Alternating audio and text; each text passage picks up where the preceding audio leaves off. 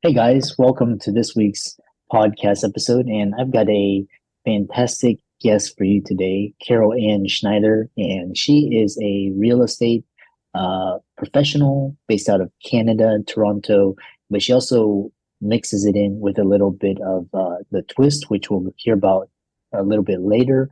The reason why I have her on the show is she's a bread and butter, talking about the real estate industry, interest rates, the economy. I'm always trying to keep my pulse on the market. And Carol, welcome. Nice to be here. I'm happy to share my real estate knowledge with everybody. Yeah. Yeah. So I know, kind of talk about your original, your background, your story, how you got started, and we'll delve right into it. So, I was a real estate secretary back in the 1980s, and the market was booming. So, I was sitting behind the desk, typing the offers, making the appointments, and it looked like everybody was making so much money and it was so easy. So I was Uh, like, if they can do it, I can do it. So I decided to yeah. get my license and I jumped into real estate just as the market crashed, the 1980s Mhm. crash. We all know it. And I was like, wow, this is a lot harder than it looked. And I was pretty young at the time. I was 20. So I did it for a little while, took a year off, went into marketing, real estate marketing, actually. And when the newspaper I worked for was so successful that the competition bought them out, I went back into real estate and I've been doing that for 36 years. It's been my full-time gig. Yeah. And like I said, real estate is kind of one of those investment asset classes. It's just, the numbers, it's just very, tried and true. It's very steady. Um, you know, we, I think a lot of the audience, are aware of real estate and its advantages. So we'll kind of skip that, for more of the intermediate advance. And so one of the questions I have for you is, there's a couple questions. The first thing is, the state of the market and just where you see things. Because, like I said, a lot of millennials, Gen Z getting priced out of home ownership is getting so expensive. And plus, it's hard to qualify under traditional methods. Mortgage rates are really high. You've got technology, AI, you've got economic uncertainty, inflation. So where does real estate fit into all of this? So I still think that there is no better advantage. I mean, they're not making land anymore, right? We know this. And I think a lot of the young people of today, I think that they are seeking out more creative methods of how to get into the market. I know that myself personally, like I have sometimes young people that partner up together, that they're Yeah, not, they're not married, they're not, together in that way, but they're making real estate investments and they're still living at mom and pops or somewhere else and waiting until they can move into the market. I yeah, think that right now, I mean, in Canada, we just seen a rate cut and we're hoping for another one in September. But I think, if you look at the 2017 market, our rates are around that same range, but of course, prices aren't. And there is a mhm, settling of prices, which I still believe, I think we've kind of leveled off now. Like it is a mhm, buyer's market for sure. It's not a seller's mhm, market anymore. mhm. But I do think that there are creative ways to get in. And mom and dads, like I have tons of mom and dads that want to help their kids to get into the market. So we're looking at equity takeouts and things like that. Yeah, I would just say they not be discouraged and they mhm, just keep going at it and mhm. be creative with it. Yeah, yeah. It's interesting because a lot of millennials and Gen Z, they've given up. And because basically, kind of the story is like, my grandparents, they were like the government is going to save you, is going to come and save you. And that's where we had like social security. And then my parents were like, yeah, the government can't really be trusted, so it's going to be job security. This is, job high paying jobs. And then 401ks, pensions. And now, my generation, Gen X, millennials, they're like, WTF, this is not, this is a bunch of lies, and like, and then now people are forced to be entrepreneurs. Like there's no job security. people coming out with debt, and they're like, yeah, real estate. We've got hurricane, tornadoes, flooding, insurance. Like there's a lot of different ways. So, talk about this idea of real estate in the context because everybody says still the best investment, but talk about these macroeconomic headwinds against the industry. So when I think about my own real estate journey, where we started, I was 20, my husband was 21. We worked two jobs to get our money together. And at that time, interest rates were 13.75%. So, so we're at 4.5, which I know the price tag is completely different. But I feel that so like in the industry, what I've helped or how I've helped a lot of younger people get in is through Mm, pre-construction products. So you're looking at a pre-construction phase. It's got 4 to 5 years for it to be built. So your money is invested at the beginning paperwork stage, and you're waiting for it to vest, and hopefully the market and the equity build is there. So uh, that's a way for some of them to do it. Entrepreneurship is the only thing I've known personally, my mm, husband too. mm, We mm, we've eaten craft dinner on the days when we had to. We raised a family, we sent our kid to school overseas. Like, we've managed to make it work. And I think that's where a lot of people fall short is they don't believe in themselves enough that it's possible, that they can do uh-huh. it, that they can make it work. And like Yeah. I said before, like creative ways. Like right now, there's a lot of, homes that there's older people in them. Maybe they will do a vendor take back and look at doing an income, Hmm. generator for Hmm. them, or cohabitation agreements. Like we've seen a lot of that happening. Just Yeah. be positive, be brave enough to give it a try. Like, Yeah. figure out, like make the plan. Sit down with Yeah. the people you have to and make the plan. I personally think that there's a lot of people that give up too quickly. You know, they give up Hmm. before they get the gold. Yeah. Which kind of it brings me to my next question is this I love your enthusiasm, and for a lot of I used to be the same way, but kind of my investment philosophy has been a little bit geared towards more risk aversion and just kind of managing risk as opposed to I used to be very similar to you. The kind of the question is, you talk about these creative ways, but the problem is in this day and age, nobody trusts anybody, and there's scams and these cohabitation agreements and kind of these creative ways.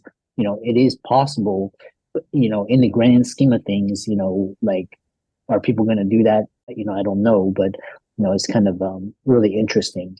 This which brings me to my next question because I really like this idea where you talked about interest rates.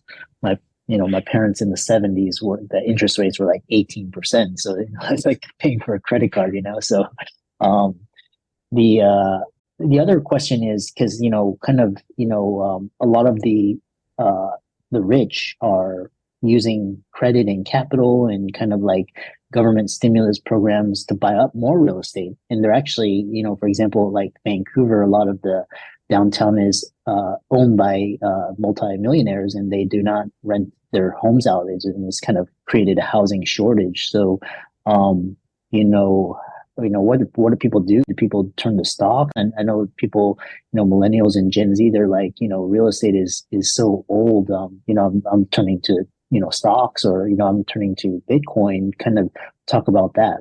Oh, I think any entrepreneur diversifies their portfolio, and maybe they spread a little bit, in a couple of different areas, depending on their risk factors or their risk tolerance. So I know at my firm, it's funny, we have this room and it's got like 9 screens on it, and they are watching the market all day long, and they are trading in the market absolutely every day. But they also have a big real estate portfolio. And I Yeah. think that at the end of the day, like for Toronto, for example, people say, "Oh my gosh, it's so expensive in Toronto. Like, look at the price of a condo." And I say to Uh, them, "Okay, let's go to New York City. What's the price of a condo in Manhattan or London or Milan? Like, as a city, we're actually underpriced compared to a lot of the other world-class cities."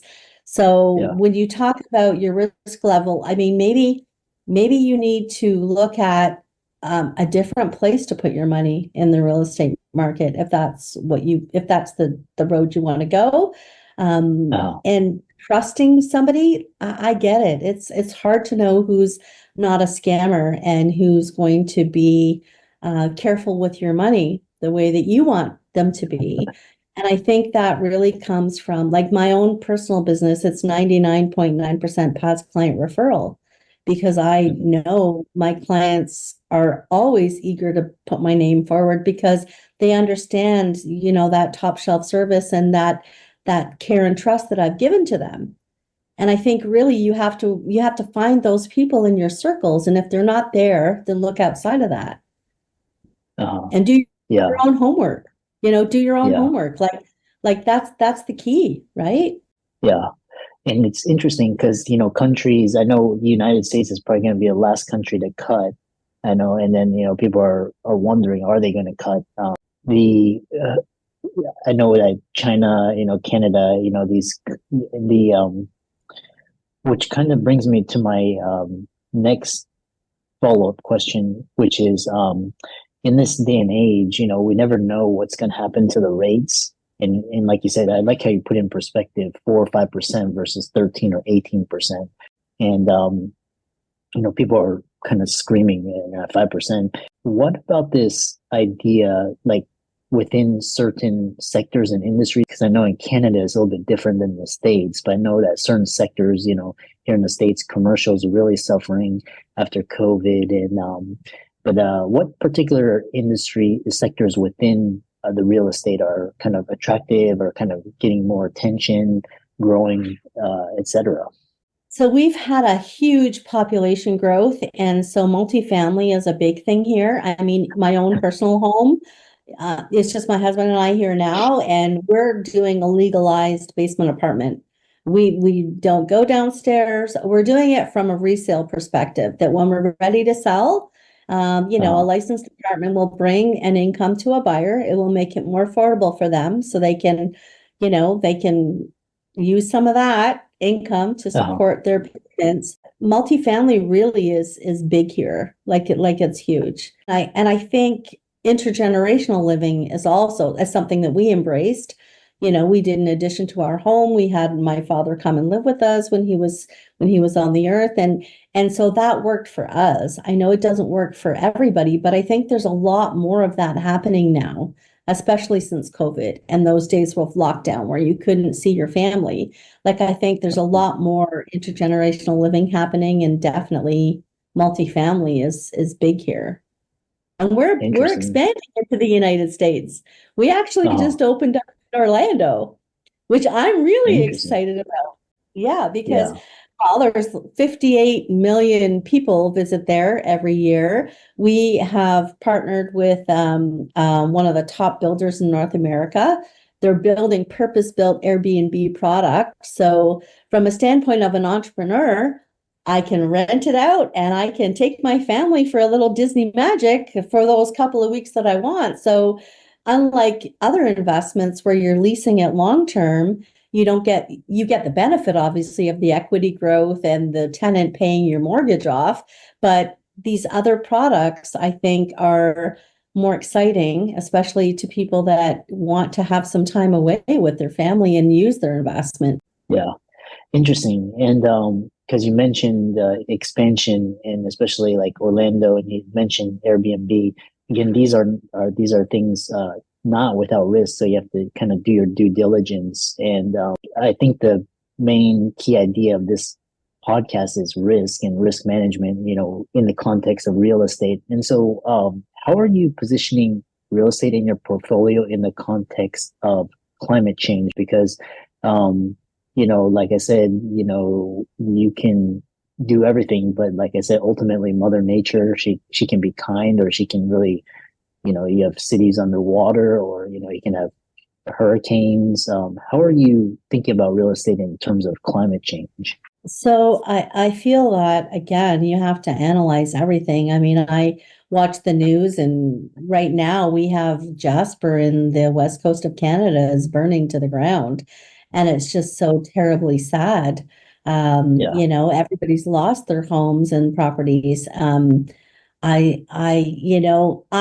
lucky where I live. It's pretty okay. We don't get a lot of hurricanes. We don't have any of that.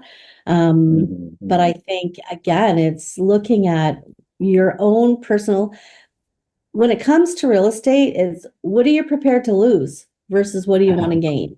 And I think you Yeah. should make your choice based on what you can live without. Like if you need that money and that's your retirement, 100% of it, then maybe you don't go, buy something in a floodplain area. Like, or I mean, Yeah. obviously, I think climate change is a thing, like it's a big thing. I see it here, even where we live.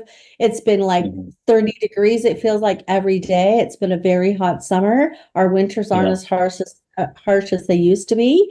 Yeah. But again, I think it depends on your own level of what do you want? I mean, that's something that I say to people all the time. What do you want? And a lot of times they don't know. And so Yeah. that's where, you help educate them and there's plan A, there's plan B, there's plan C. Which one feels more comfortable to you? Yeah. Yeah, I think these days and age, you really have to really assess like risk assessment and diversification. Because like when I first started out, back in at the height of the financial crisis, I was 100% real estate, and then now I see like the dangers of holding 100% real estate. For the first like 8 years after the financial crisis, it was great because you had booming, but then all of a sudden after 2016, you've got, serious things to consider. So don't put all your eggs into one basket. The next question I have for you, because you're a realtor, and recently, there's been uproar, especially real estate commission fees, and here in the States, there's a lawsuit limiting the Yes. basically, I think it was 3%. Basically, real estate commissions get cut in, so your income's cut in half, right? So, what are you going to do in terms of like, basically a lot of things are trending towards cutting out the middlemen. And so how should be people thinking about this, positioning themselves? Well, I think, in Canada, we just, our real estate governing body just released TRESA, which is new rules and regulations, and it talks a lot about the agency relationship, which is what you're Uh, talking about now. And, our rule is that if you're going to buy a house with a realtor, then you need to be under an agency agreement with them. And so that realtor mhm. is looking after your sole and best interest in that transaction. At this uh, time, we're still being paid by the seller. That's still a thing here. I think in the uh, United States, it has totally changed after the NAR, the big lawsuit. yeah, And again, I think it comes down to your level of trust and competence and experience with the client and how you deal with your buyer client and your seller client. Is there a new way of doing real estate? Are we being phased out? Maybe. yeah, Maybe that is a thing. But again, when you're dealing with a solid, true professional, then they're able to give you the market analysis, the market statistics, the risk elements, guide you in the right direction of mortgage financing, all of those things that create wealth for you and the big picture for your life. And so yeah. I don't know if we can be replaced by AI quite yet. Yeah, it's very interesting because just basically you see industries as they grow, they become basically stagnant, and they basically levy on like these excessive fees. I mean, you look at like Uber, which first started out, it was like super fast, super cheap, and now once it became this big mainstream thing, they took out the taxi cab industry, and then they basically started charging all these fees. And the same thing with Airbnb, and same thing with realtors and bank, healthcare, banking, all these stuff. Kind of my next question is, I'm not, and again, you may not, but if you don't, where are you seeing things like in terms of tokenized real estate on the blockchain? Have you had any discussions, or I'm just curious where the industry is in We terms do of. have a very big code of ethics that we all follow, and I follow that. So we do not speak of our competitors. However, I can say that for sure there are companies out there where it's kind of like a do-it-yourself package, but at the same time, when I'm working with a seller client and the seller client says to me, well, why don't we just offer, less to them? I say, well, there's 90,000 real estate people on the board. They all have access to the same information. And as much as they're not supposed to pick, the property that's offering the most commission, that's sometimes what happens. That's not what I do, but I know other people do. And so I feel that in order to be competitive in a market that's already, a little bit tough right now, you have to show up at your best. And that also means getting that right contract in place with somebody that's going to represent and market the crap out of your house to make sure that you're going to get the top dollar and strategize.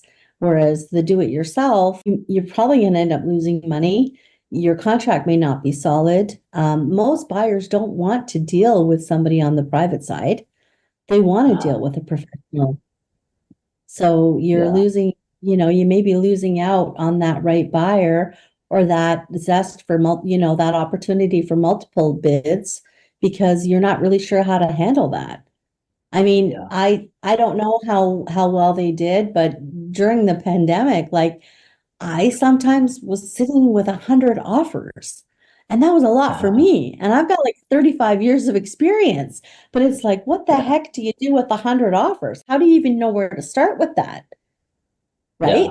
If you've yeah, never yeah, done it before and it's not your calling, then how are you going to, it's like anything else. You're having a garage sale and you've got the best bike on the block and 100% that you think it's worth 500 bucks and somebody walks along and says, "I'll give you 400." Well, your ego is bruised. You're like, "No, no, no. I want the 500." And the buyer walks. When you're yeah. representing yourself, sometimes that's, you find yourself that you're too emotional about it and you're not looking at the business aspect of it. And what is it going to Mhm. cost you to hold on to that bike in that example, right? Yeah. I really enjoyed talking with you, and I really, like I said, I'm just trying to get a pulse on the industry, what people are thinking. So if people wanted to reach out to you, how would they contact you and find out more about you? Well, I am located just outside of Toronto. I work for a company called Rexic Realty Investment Group. So Hmm. rexic.ca is our website. And I am Carol Anne Schneider on Facebook and all the socials. Live with Carol Anne is my handle on Instagram. And I'm happy to talk real estate to any day, all day. It's in my blood. It's Yeah. what I know best. Yeah, excellent. All right. Well, and for the audience, let's thank Carol for coming on and really enlightening discussion and kind of giving us perspective. And be sure to give her socials a like and follow. And thanks so much for coming on. Thank you.